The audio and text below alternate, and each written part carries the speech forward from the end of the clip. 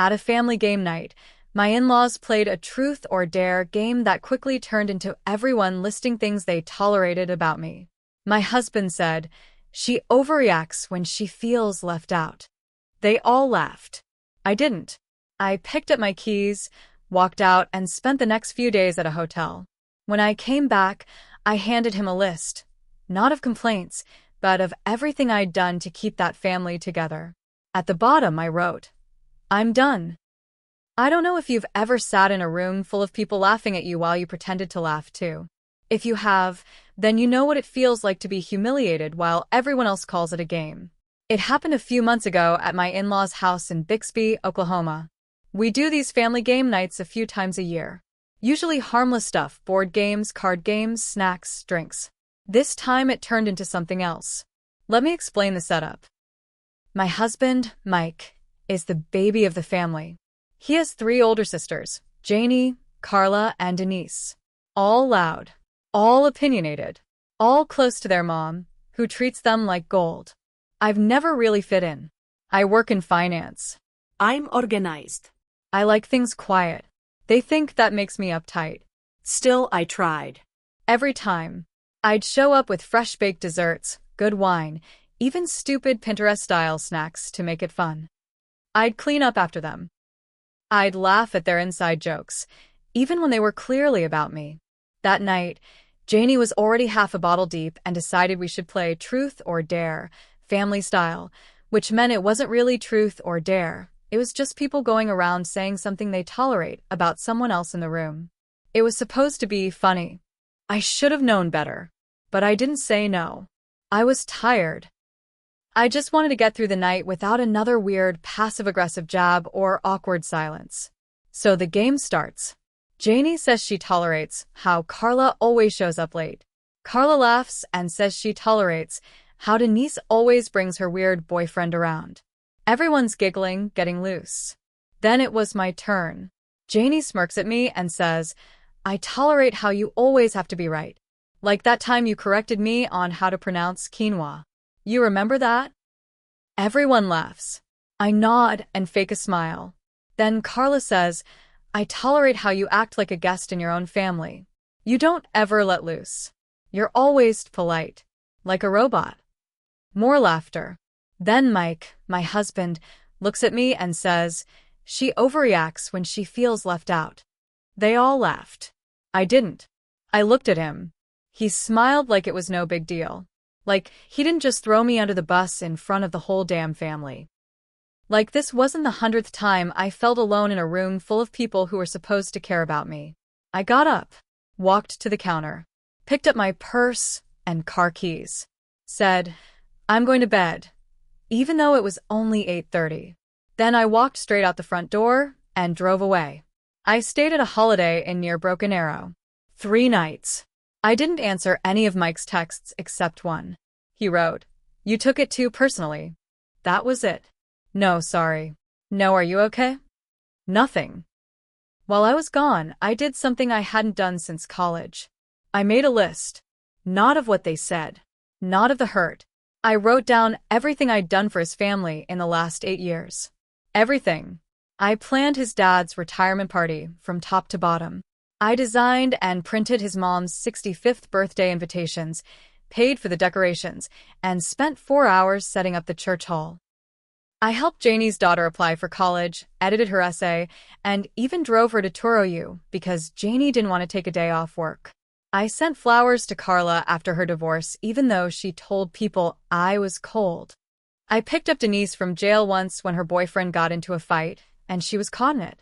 I gave up 3 Christmases with my own family so we could drive out to his mom's place. I kept my mouth shut every time they made a snide comment, told me I was too quiet, or made fun of my job. I stapled the list to a piece of notebook paper. At the bottom, I wrote in red ink, "I'm done." When I came back, Mike was watching a basketball game, acting like nothing had happened. I walked in, dropped the list on his lap, and said nothing. He read it. He looked up. He didn't say a word. I turned around, walked to our bedroom, and started packing. I took 2 suitcases. Clothes. Toiletries. Important documents. I didn't slam drawers. I didn't cry. I was calm, detached. He finally said, "You're really doing this?" I nodded. He said, "It was just a game." I said, "So was this marriage." Then I walked out. I moved in with my friend Lila in Tulsa for a while. She has a guest room and no judgment. She poured me wine and said, "What took you so long?" I didn't answer, because I didn't know. But I do now. This is where the real part starts.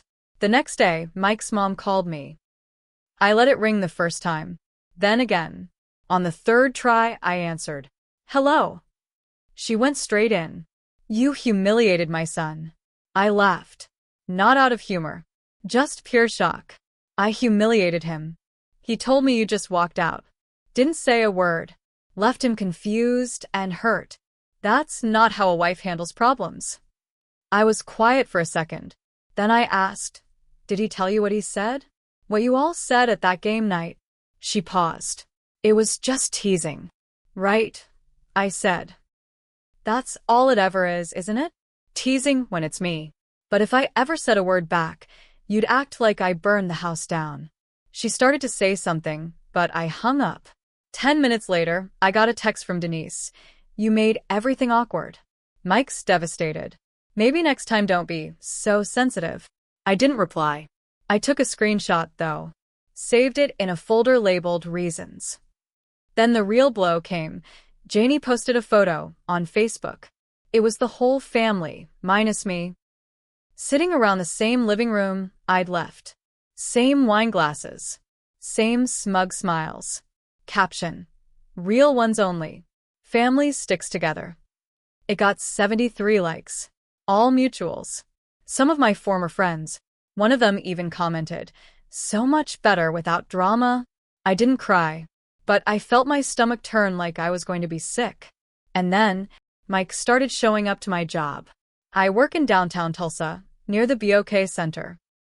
My office has a parking lot out back, and on Wednesday I saw his truck parked outside. I ignored it. On Friday, he came in. Reception buzzed me. "Your husband's here." I had no choice but to step out. He looked rough, sleepless, jaw tight. "I want to talk." "I'm at work," I said. "I just need 5 minutes." So we sat in my car in the parking lot. "I miss you," he said. "I messed up. I didn't think it would hurt you like that." I stared at him. "Then why did you laugh?" He rubbed his face. "Because they were watching. Because if I didn't, they'd say I was whipped. That I can't take a joke. You don't get it. They've always been like this." "You mean cruel?" I asked. He looked down. Then he said something I didn't expect. "They said you're trying to break up the family. That you're trying to turn me against them. That maybe you were never really one of us." And I realized something right there. He wasn't sorry. He was scared. Not of losing me, but of being the odd one out. Of losing their approval. Of being the next one they picked apart. So I leaned in and said, "Maybe I wasn't one of you. But I tried. And now, I'm done trying." I got out of the car and walked back inside. That was the last time I saw him in person. But he didn't stop there. 3 days later, I found out he'd frozen our joint account. No warning. Just shut off access. My paycheck went in, but I couldn't touch it. I called the bank. They said the account had been locked due to a spousal dispute. I needed a court order to release funds. I sat in my office bathroom and screamed into a paper towel. He was trying to punish me, starve me out, Force me to come back. but what he didn't know is I had my own account, my own savings, and now I had fuel. So I got a lawyer, and I started preparing. The lawyer was a woman named Rebecca Sims. Sharp, calm, mid-40s, straight shooter. She didn't smile much, and I liked that about her. After I explained everything, she looked at me and said, "This isn't just divorce. This is war disguised as marriage. He's trying to control you, through money. We don't play nice with that." We filed for legal separation within the week. Mike was served at his job. I didn't warn him. The morning it happened, Janie posted a cryptic Facebook story. Some people love to play victim when they're really just snakes. I didn't respond. I just saved it. Screenshot, folder. Reasons, updated daily now. Then Carla messaged me on Instagram. You're really dragging this out? Mike's been sick over this. You embarrassed him in front of the whole family. Over a joke. I stared at her message for a while. Then I finally replied. It wasn't just a joke. It was every joke. Every dig. Every silent meal. Every time I had to sit in that house and pretend like I mattered to you people. She left me on read. Then came the next twist. Rebecca called me 3 days later. There's been a motion filed, she said. Mike's trying to claim you abandoned the marriage and forfeited spousal support. I sat there, stunned. He what? He's accusing you of walking out without notice, making you the at-fault party. He's hoping the court will deny you a share of joint property. I could barely breathe. He's turning this into a smear campaign. Good, Rebecca said. Let him. We'll hit back harder. She subpoenaed financial records, emails, texts, and then she asked for something I hadn't expected. Do you have proof of what you've done for this family? Photos, plans, messages, anything showing your role? I smiled. I had the list. I had the photos. I had emails of me planning birthdays, sending confirmations, ordering cakes, designing flyers. I had group chats where Janie said, "Thank God you handled all this, I'm too lazy," and Denise sent heart emojis after I babysat her kids while she went to a bachelorette party. I sent Rebecca everything. She said, "This paints a different picture. This doesn't look like someone who abandoned her marriage. This looks like someone who was used." But Mike wasn't done yet. One afternoon, I got a call from Lila while I was at work. "Are you okay?" she asked, panicked. "Yeah, why?" "Mike and Janie showed up at my house. They said they were looking for you. They asked if you were living with someone else. If you were hiding money. Janie said she had a right to know what kind of woman you really are." My stomach dropped. "He came to your house?" Yeah. He tried to act nice at first. But when I wouldn't answer anything, he got mean. Started saying you're making up abuse. That you're just mad about a game night. I was shaking. Not from fear, but from how far he was willing to go. I called Rebecca. She filed a restraining order within 48 hours. But I knew what was next. They were going to try to turn my own friends against me. So I did something I didn't plan on.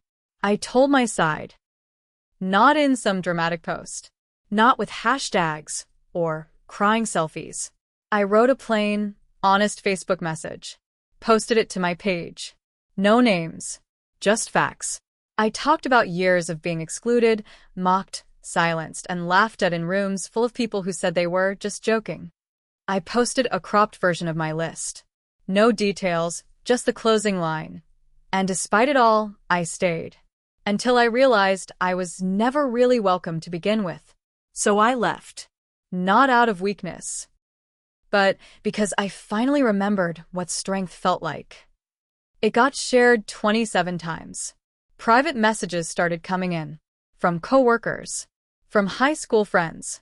Even from people I barely knew, saying they'd been through the same thing. But one message stood out.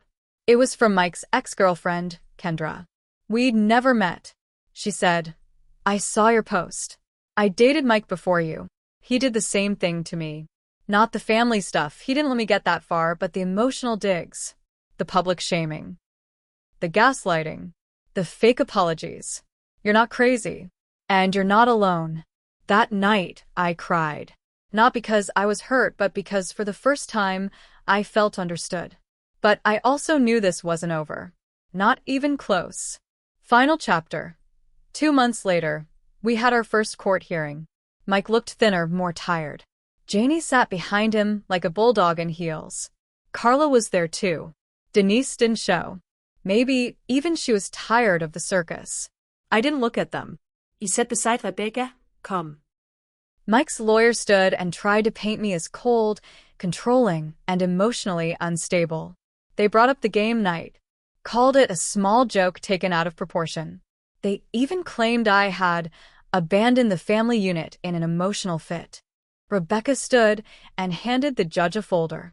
Inside, my list, screenshots of messages, photos of party setups, and testimonies from mutual friends who had once watched me clean dishes alone at family events while everyone else sat around. She laid out everything, plain and clear. Then she said the one line I'll never forget. She didn't abandon her marriage. She escaped it. The judge ruled in my favor. Mike was ordered to unfreeze our accounts, pay temporary spousal support, and remain at least 200 feet away from me and my residence until the final settlement. His face went red, jaw clenched. Janie muttered, "Unbelievable," loud enough for the clerk to scold her. But the real ending wasn't in the courtroom. It came 2 weeks later. I was at the grocery store when I saw Denise. She walked over slowly, no smile, no fake voice. "I'm sorry," she said. I didn't respond. She kept going. "You were right. About all of it. Janie's been tearing into me since you left. Carla too. Mike's a mess, and they're all blaming you because they don't know how to take responsibility. You were just the shield." I looked her dead in the eye. "You watched it happen for years. You laughed. You joined in." She nodded, ashamed. "I know. I don't hate you," I said. "But I don't trust you. And I don't need you." Then I walked away. Mike tried one last move. He emailed me directly, no lawyer, just him. Said he was going to therapy. Said he missed the way things used to be. Said he wanted another chance. I didn't reply. Instead, I forwarded the email to Rebecca. She filed for a no-contact clause in the final divorce order. 6 weeks later, it was over. I got a fair split. I kept my savings. I got peace. He kept the house. But now, every time he walks in, he'll see the kitchen I remodeled, the wall I painted, the drawer full of party supplies I once stocked for birthdays nobody ever thanked me for.